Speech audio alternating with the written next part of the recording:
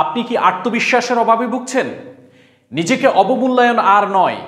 Hello বন্ধুরা, আমি আবুল হাশেম পলাশ, motivational speaker. আজকের এই ভিডিওতে সহজ এবং কার্যকরী এমন কিছু টিপস শেয়ার করব যা অনেক সহজ এবং সাথে সাথে আপনি প্রয়োগ করতে পারবেন।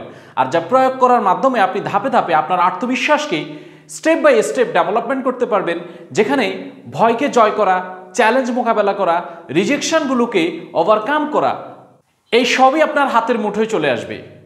একসময় আমি নিজেও আত্মবিশ্বাসহীন ছিলাম। জনসম্মুখে কথা বলতে ভয় পেতাম, অন্যের সাথে সারাক্ষণ নিজেকে তুলনা করতাম। কিন্তু একদিন আমি নিজে একটি কার্যকরী পদ্ধতি আবিষ্কার করলাম, যেই পদ্ধতির মাধ্যমে আমি হয়ে গেলাম সাধারণ থেকে অসাধারণ একজন পাবলিক স্পিকার। জনসম্মুখে কথা বলতে এখন আর আমি ভয় পাই না। আমি কখনোই নিজেকে অন্যের সাথে কম্পেয়ার করি না এবং নিজের স্কিলগুলোকে ডেভেলপমেন্ট করার জন্য আমি সবসময় নিজেকে নিয়োজিত করি। কে কি ভাবলো সেই বিষয়গুলো নিয়ে আর মাথা ঘামাই না। আজকের এই ভিডিওতে আমি সেই কৌশলগুলোই আপনার সাথে শেয়ার করব, যেই সাধারণ একজন আবুল হাশেম পলাশকে অসাধারণ একজন আবুল হাশেম পলাশে কনভার্ট করেছে। যেই পদ্ধতিগুলো অনুসরণ করার কারণে আমি একজন দৃঢ়প্রতিজ্ঞ হয়েছি, আমি একজন সফল পাবলিক স্পিকার হয়েছি এবং আমি একজন সুখী মানুষে পরিবর্তন হয়েছি। সেই পদ্ধতিগুলো স্টেপ বাই স্টেপ আপনার সাথে শেয়ার করব। ভিডিওটি না টেনে পুরো ভিডিওটি একসাথে দেখার জন্য অনুরোধ করছি। তাহলেই আপনি জানতে পারবেন কিভাবে আপনি আপনার ভয়কে জয় করতে পারবেন, চ্যালেঞ্জকে মোকাবেলা করতে পারবেন, রিজেকশনকে ওভারকাম করতে পারবেন। মানুষ আপনাকে কে কি নিয়ে ভাবলো সেই বিষয়ে মাথা না ঘামিয়ে নিজের সময়গুলোকে কাজে লাগিয়ে স্কিল ডেভেলপমেন্টের মাধ্যমে 2025 সালে আপনি নিজেকে নিজের একটা সেরা ভার্সনে নিয়ে যেতে পারবেন। এই পদ্ধতিগুলোই আজকে আপনার সাথে শেয়ার করব। প্রথমেই আমরা জানবো আত্মবিশ্বাস কি। আত্মবিশ্বাস হলো নিজের উপর বিশ্বাস। নিজেকে নিজের শক্তির সাথে তুলে ধরার ক্ষমতাটাই হচ্ছে আত্মবিশ্বাস। অনেকেই মনে করেন আত্মবিশ্বাস একটি সহজাত গুণ, কিন্তু সত্য কথা হলো এটি একটি দক্ষতা যা সময়ের সাথে সাথে গড়ে ওঠে। আত্মবিশ্বাস গড়ে তোলার প্রক্রিয়া কখনোই শেষ হয় না। এটি একটি চলমান প্রক্রিয়া যা নিয়মিত চর্চা এবং মানসিক শক্তির মাধ্যমে তৈরি করতে হয়।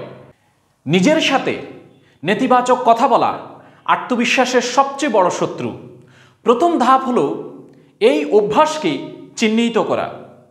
যেই পরিস্থিতিগুলোতে আপনি আত্মবিশ্বাস হারিয়েছেন সেগুলো চিন্তা করুন এবং সেগুলো থেকে আপনি কী শিখতে পেরেছেন। নিজের আত্মবিশ্বাস বাড়াতে কোন কোন ক্ষেত্রে উন্নতি করতে চান সেই লক্ষ্যমাত্রা নির্ধারণ করুন এবং ছোট ছোট ধাপে সেগুলোকে ভাগ করুন। ভিডিওর এই ধাপে আপনার সাথে শেয়ার করব practical steps to build confidence. Mastering your body language, সঠিক দেহভঙ্গি, চোখে চোখ রাখা এবং আত্মবিশ্বাসী কণ্ঠস্বর আত্মবিশ্বাস বাড়াতে গুরুত্বপূর্ণ ভূমিকা রাখে। চ্যালেঞ্জিং ইউর ফিয়ার্স, ভয়ের মুখোমুখি হওয়ার জন্য নিজেকে ধীরে ধীরে প্রস্তুত করা। ছোট ছোট পদক্ষেপ নিন এবং ধীরে ধীরে নিজের চ্যালেঞ্জগুলোর মুখোমুখি হন। সেলিব্রেটিং স্মল ভিক্টোরিজ, আপনার ছোট ছোট জয়গুলোকে উদযাপন করুন। এটি আপনার মানসিক শক্তি বাড়াবে এবং আপনার আত্মবিশ্বাসকে আরও মজবুত করবে। আমাদের জীবনে ক্ষুদ্র ক্ষুদ্র অর্জনগুলোকে আমরা যদি সেলিব্রেট করি তাহলে আমাদের মানসিক শক্তি অনেক গুণ বেড়ে যাবে। মানসিক শক্তি যখন বাড়বে তখন আপনার আত্মবিশ্বাসের পরিমাণও অনেক বেড়ে যাবে। এজন্য আপনার পারিবারিক জীবনে, আপনার কর্মজীবনে, আপনার সামাজিক জীবনে যে কোনো স্মল ভিক্টোরিগুলোকে আপনার সেলিব্রেট করতে হবে। আপনার বন্ধুদের সাথে, আপনার পরিবারের সাথে, আপনার কলিগদের সাথে, এবং তাদেরও যে কোনো ধরনের ক্ষুদ্র অর্জনে তাদেরকে অ্যাপ্রিসিয়েশন করতে হবে। অ্যাপ্রিসিয়েশন, কোলাবোরেশন, সেলিব্রেশন, এই জিনিসগুলো আমাদের মস্তিষ্কে ডোপামিন এবং সেরোটোনিন হরমোন নিঃসরণ করে।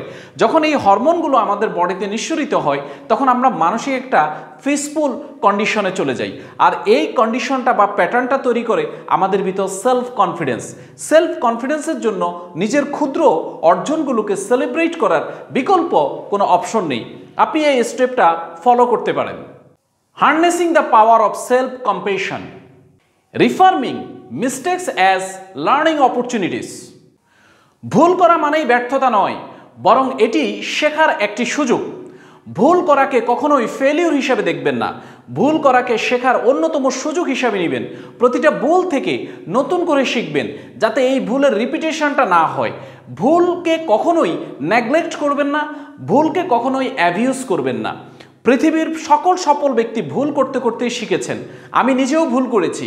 ভুল করার পরে নিজের সেই ভুলগুলোকে সংশোধন করেছি, কারেকশন করেছি, সেই ভুলটা যাতে রিপিট না হয় সেই বিষয়ে নজরদারি করেছি, এবং এই ভুল থেকে আমি শিক্ষা গ্রহণ করেছি, এবং আমার সেই কনফিডেন্স লেভেলটা ভুল করার সময়ে বা ভুল করার পূর্বে যা ছিল, যখন ভুল থেকে আমি শিক্ষা গ্রহণ করেছি, কনফিডেন্স লেভেলটা কয়েক গুণ বৃদ্ধি পেয়েছে।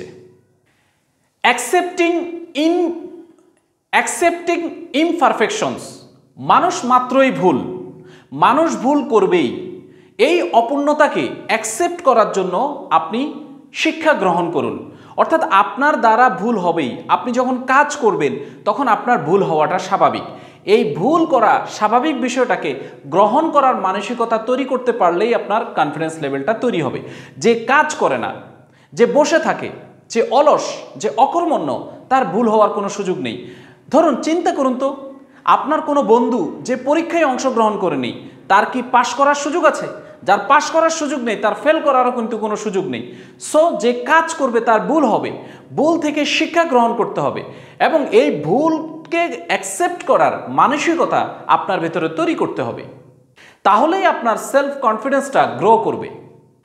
প্র্যাকটিসিং সেলফ কেয়ার, শারীরিক ও মানসিক সুস্থতার জন্য নিজেকে যত্ন নিন।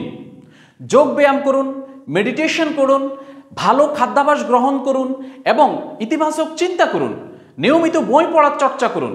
তাহলে আপনি আপনার নিজের যত্ন নিতে পারবেন। শুধুমাত্র শরীরের যত্ন নিলেই হবে না, মনের যত্নও নিতে হবে।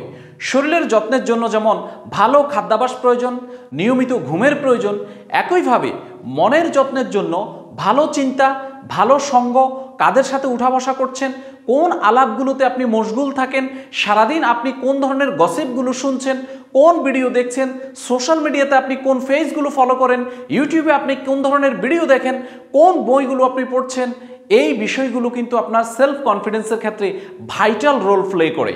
এখনই আপনি এগুলোকে যদি পরিবর্তন করতে হয় তাহলে এখনই করে ফেলুন।